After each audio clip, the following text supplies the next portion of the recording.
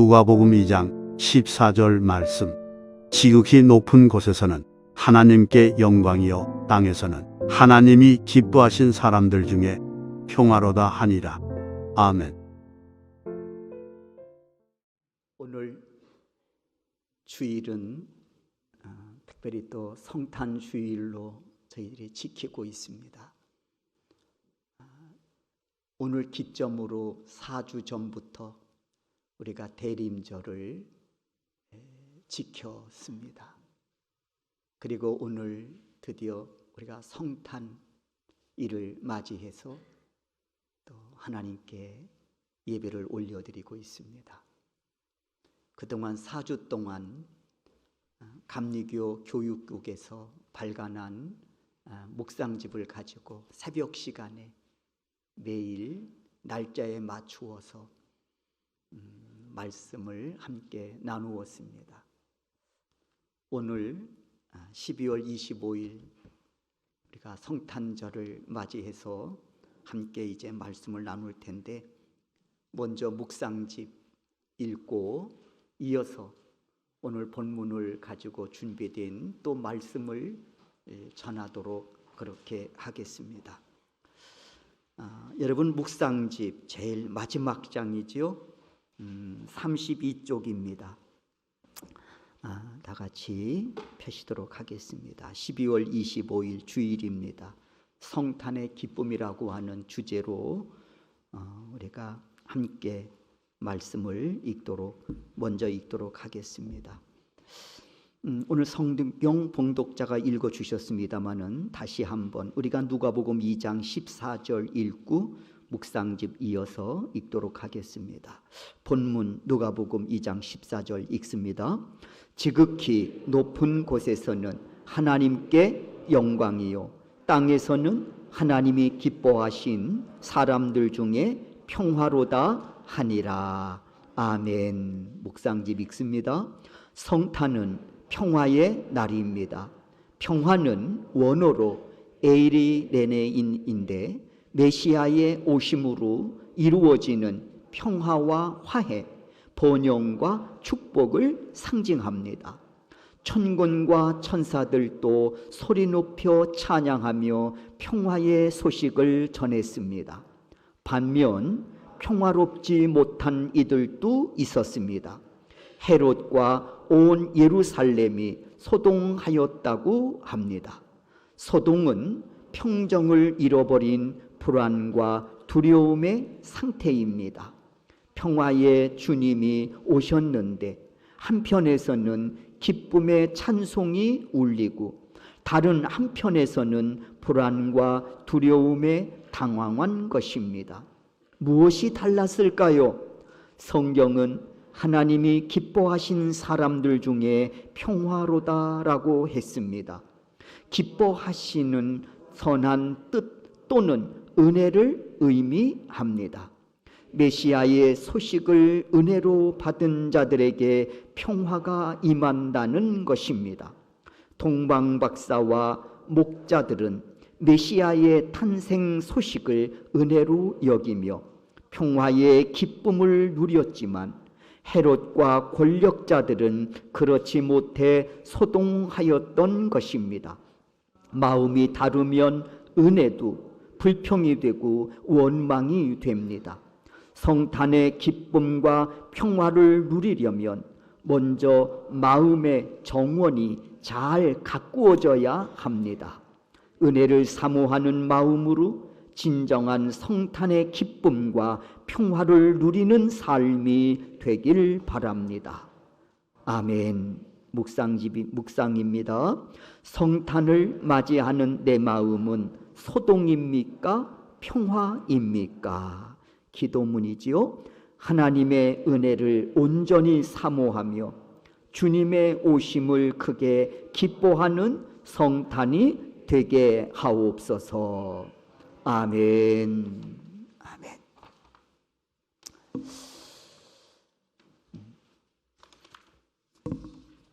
오늘 본문 누가복음 2장 14절 말씀 중심으로 예수님과 함께 마음의 정원을 가꾸는 사람들이라고 하는 제목으로 말씀을 나누려고 합니다. 오늘 설교를 준비함에 있어서 이제 이 묵상집을 먼저 읽어 보았습니다. 여러분도 한두 번씩은 읽고 오셨으리라고 생각이 드는데, 여러분 묵상집을 이렇게 읽으면서 저에겐 특별히 와닿는 그런 문구가 있었습니다. 밑에서부터 세 번째 줄이지요. 세 번째 줄을 보면 마음의 정원이라고 하는 이 문구가 저에게 특별히 와 닿았습니다. 그래서 이 마음의 정원이라고 하는 주제로 성탄 설교를 해야 되겠다, 그렇게 생각하고 제목을 정해 보았습니다. 예수님과 함께 마음의 정원을 가꾸어 가는 사람들이라고 하는 제목으로 이렇게 정하고 말씀을 드리려고 합니다. 다 같이 한번 따라해 보실까요? 예수님과 함께 마음의 정원을 가꾸는 사람들. 아멘. 이들이 누굴까요? 예수 그리스도를 구원자로 영접한 사람들입니다. 이 말씀을 준비하면서 생각나는 노래가 하나 있었습니다. 노래라기보다는 동요죠. 초등학교 때 음악책에 실린 꽃밭에서 라고 하는 동요입니다.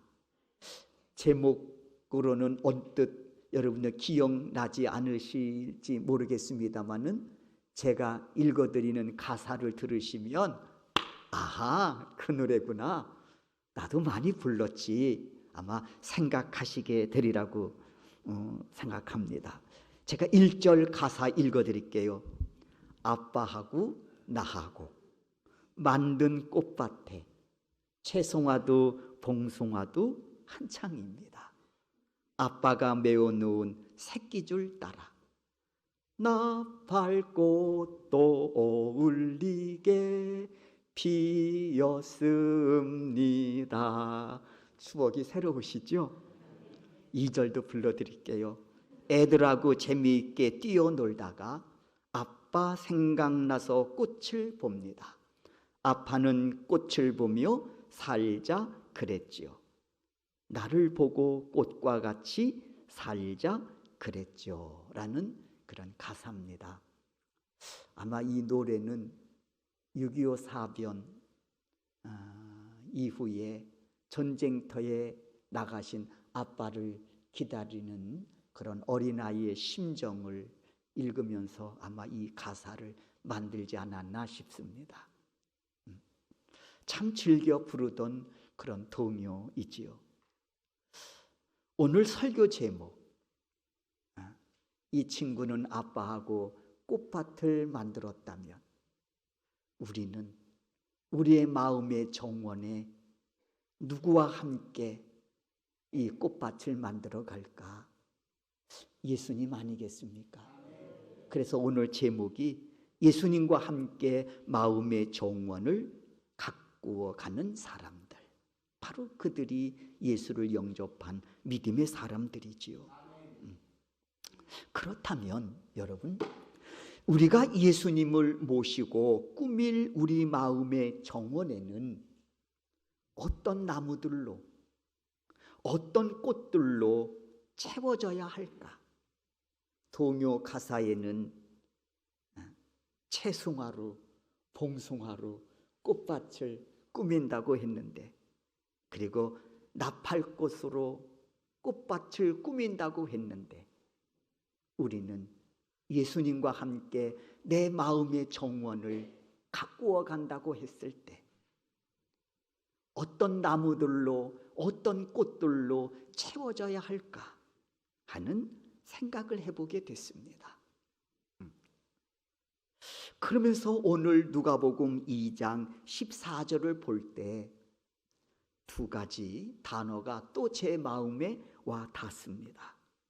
하나는 하나님께 영광이라는 단어였습니다. 그리고 또 하나는 평화라고 하는 단어였습니다.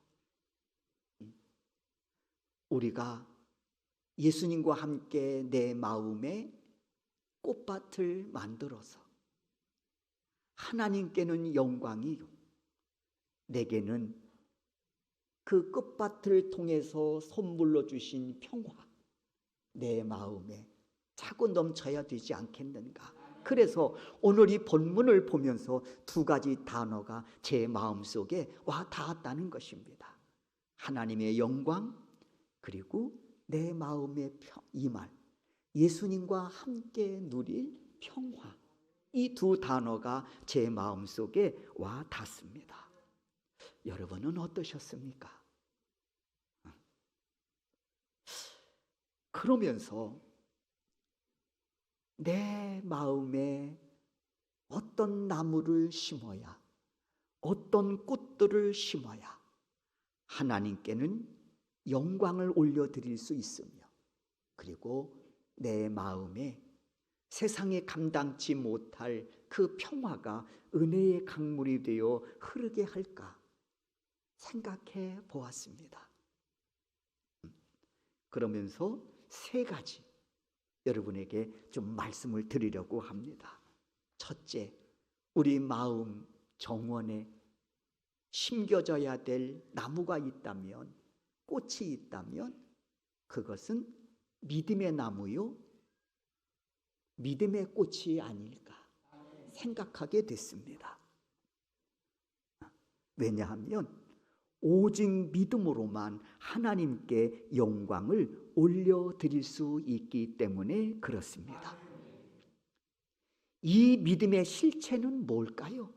믿음에도요, 내용이 있어야 되지 않겠습니까? 이 믿음의 실체는 뭐냐?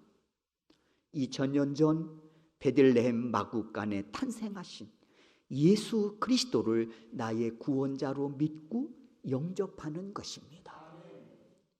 우리가 성탄절을 100번, 1000번, 만번 우리가 맞이하고 지낸다고 하더라도 이 성탄절의 주인이신 예수 그리스도를 나의 구원자로 믿고 영접하지 않는다면, 여러분, 이 성탄절이 정말 우리에게 무슨 의미가 있겠습니까? 그렇잖아요.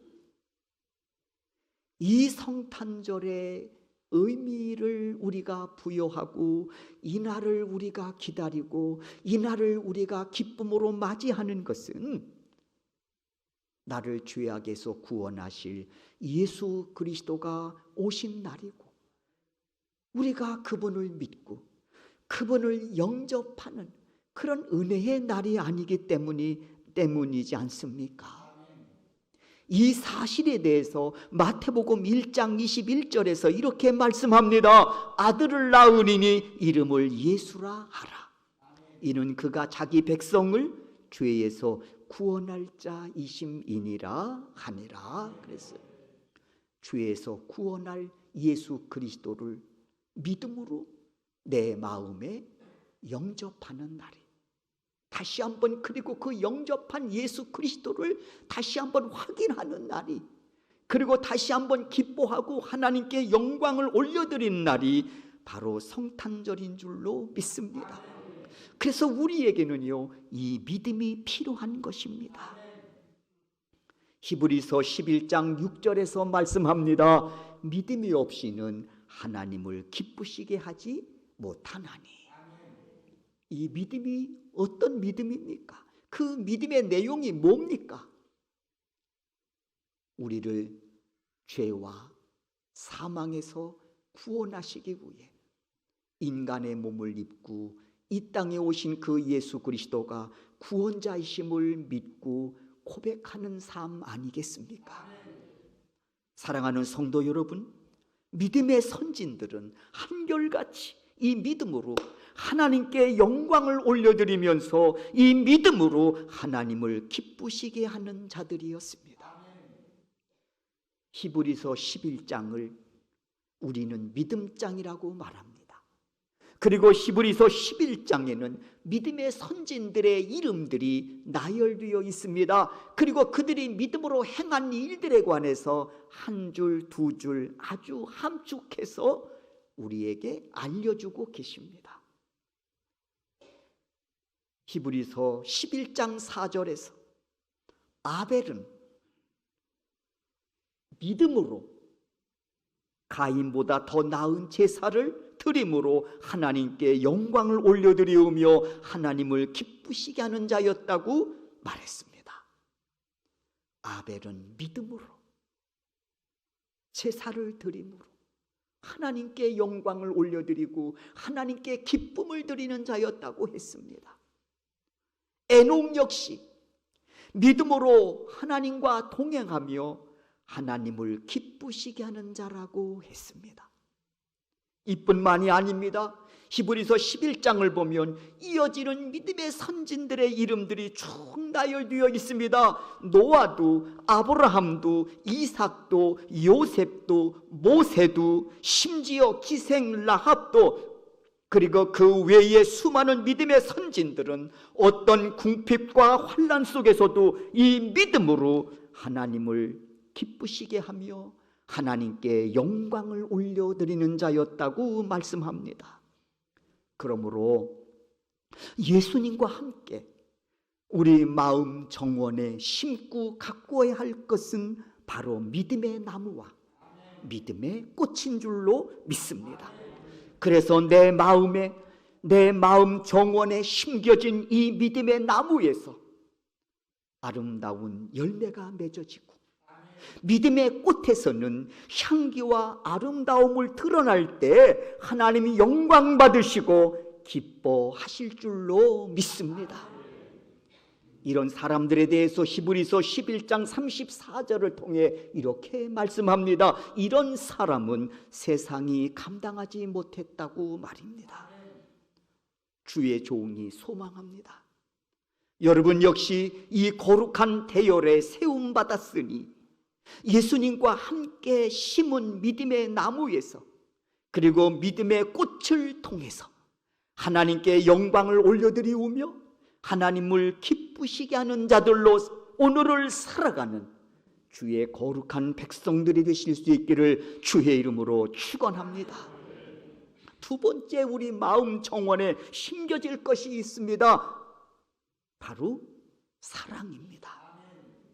여러분 한번 상상해 보시기 바랍니다. 내 마음 정원에 하나님이 영광을 받으시고 하나님이 기뻐하실 그런 사랑의 나무와 꽃들로 가득 채워져서 그 사랑에 걸맞는 열매들이 그리고 꽃의 향기와 아름다움으로 내 마음 정원에 가득 채워질 때 얼마나 복되고 아름다울지 말입니다. 반면 내 마음 정원에 사랑이 아니라 미움의 나무가 심어지고 거기에 걸맞는 열매가 맺어지는 삶을 산다면, 그리고 꽃은 사랑의 꽃이 아니라 미움의 꽃이 돼서 미움의 향기가, 미움의 그 부끄러운 모습들이 드러나는 그런 마음의 정원을 가지고 있다면 그 인생이 얼마나 불행하겠느냐 말입니다. 하나님 기뻐하실까요? 영광 받으실까요? 아니지 않습니까?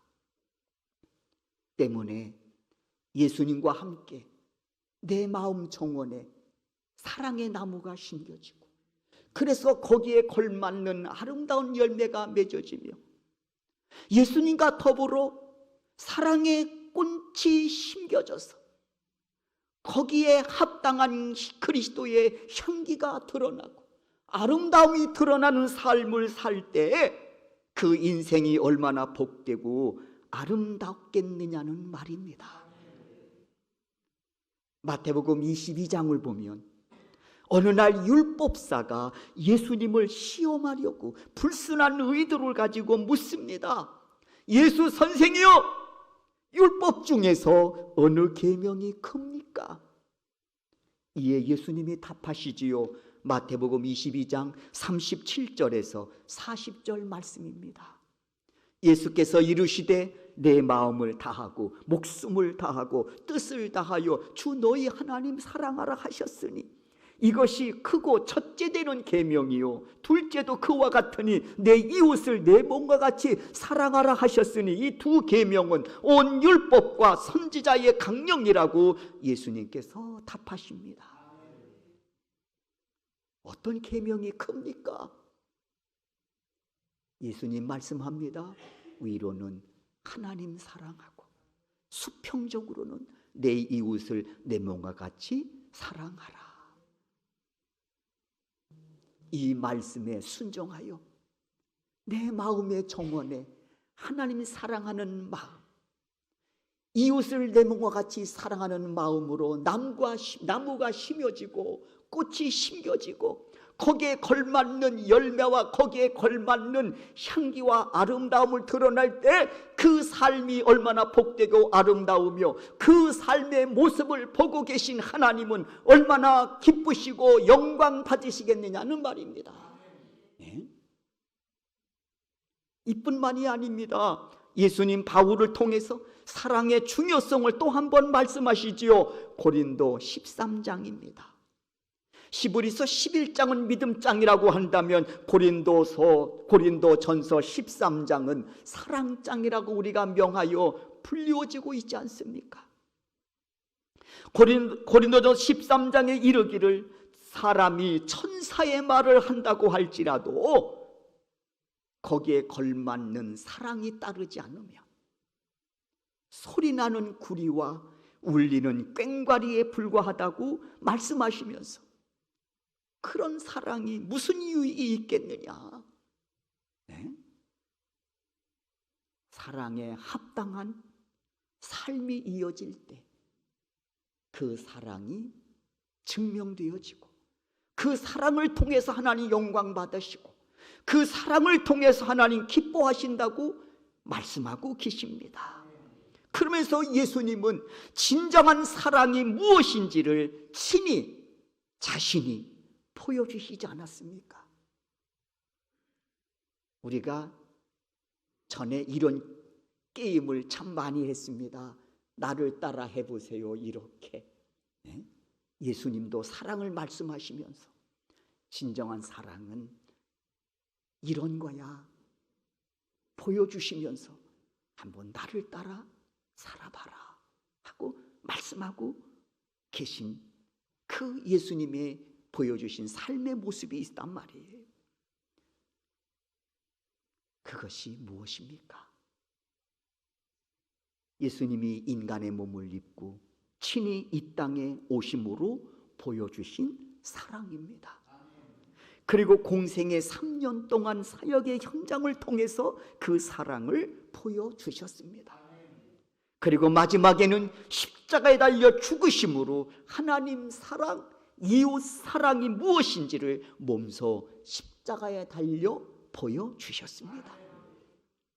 그리고 믿음의 선진들은 이 사랑을 본받아 위로는 하나님을 사랑하고 수평적으로는 이웃을 사랑하며 예수님이 보여주신 그 길을 믿음으로 달려갔습니다. 사랑하는 성도 여러분, 요한일서 4장 8절을 통해서 말씀합니다. 하나님은 사랑이시라고 말입니다.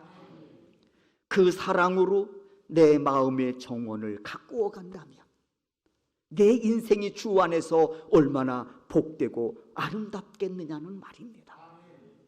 그리고 이 모습을 보시는 주님은 얼마나 흡족해 하시고 기뻐하시겠느냐 말입니다.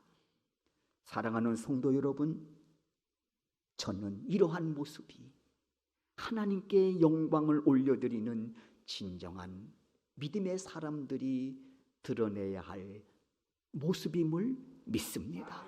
소원합니다.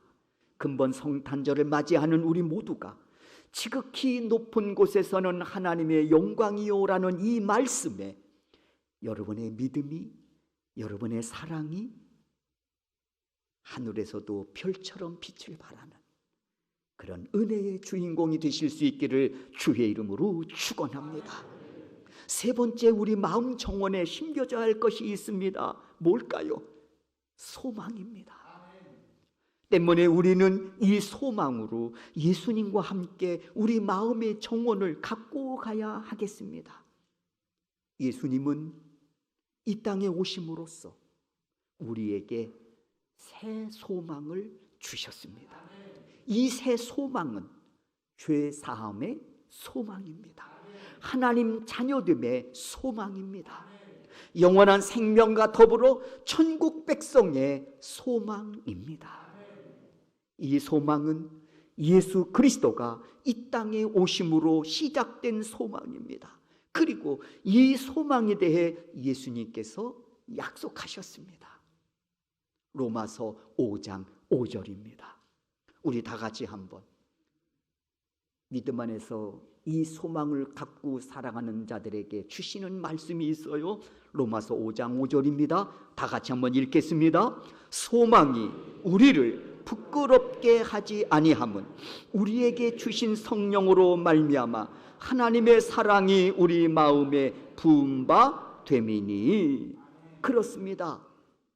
예수님은 우리가 주 안에서 가진 이 소망을 절대로 부끄럽지 않도록 십자가 사랑으로 보증해 주셨다는 사실입니다. 그리고 예수님은 우리가 이 소망으로 우리 마음 정원에 심겨지고 가꾸어져 소망에 걸맞는 열매들이 맺음으로써 하나님께 영광을 올려드리는 복된 인생으로 우리를 이끌어 가시기를 소원하고 계신 줄로 믿습니다. 사랑하는 우리 소명교회 성도 여러분, 성탄절은 예수님이 이 소망을 주시려고 죄사함의 소망, 하나님의 자녀된 소망, 영생에 대한 소망, 이 소망을 주시려고 친히 인간의 몸을 입고 이 땅에 오신 날을 축하하며 구주로 영접하는 기쁨의 날입니다. 그리고 예수님은 자신을 믿어 구주로 영접한 자들에게 또 한 가지 약속하신 말씀이 있지요. 바로 평화입니다. 이 평화는 세상에서 얻을 수 없는, 그래서 오직 예수님만이 주실 수 있는 평화입니다. 그러므로 믿음의 사람들은요, 하나님께서 선물로 주신 그 믿음에서 평화를 얻습니다. 예수님께서 십자가에 달려 보여주신 그 사랑에서 우리 믿음의 사람들은 평화를 얻습니다. 그리고 예수님이 이 땅에 오심으로써 우리에게 주신 그 소망 가운데에서 우리는 평화를 얻습니다. 이 평화는 세상이 감당하지 못하는 평화입니다. 때문에 믿음의 선진들은 궁핍함 속에서도 박해 속에서도 이 평화가 그들의 마음을 주장하고 있었기 때문에 믿음으로 모든 상황들을 넉넉히 이길 수 있었을 뿐만 아니라 오히려 박해자들을 미워함이 아니라 사랑할 수 있었습니다. 그리고 예수 안에서 소망을 붙잡고 끝까지 달려갈 수가 있었습니다. 여러분, 이것은 믿는 자들이 누리는 평화의 위력임을 믿습니다. 그래서 히브리서 11장 4절에서 말씀하기를 이런 사람들은 세상이 감당치 못하였다고 했습니다. 주의 종이 소망합니다. 근본 22년 성탄절을 믿음과 사랑과 소망으로 맞이하시는 여러분 모두에게 위로는 하나님께 영광이요, 그리고 여러분의 심령 속에는 믿음을 통해서, 사랑을 통해서, 소망을 통해서 주시는 그 평화가 큰 은혜의 강물이 되어 흐르게 하시는 놀라운 그런 복을 누리고 이 복을 전하는 그런 그리스도의 증인으로 이 성탄절을 맞이하고 보내실 수 있기를 주의 이름으로 축원합니다.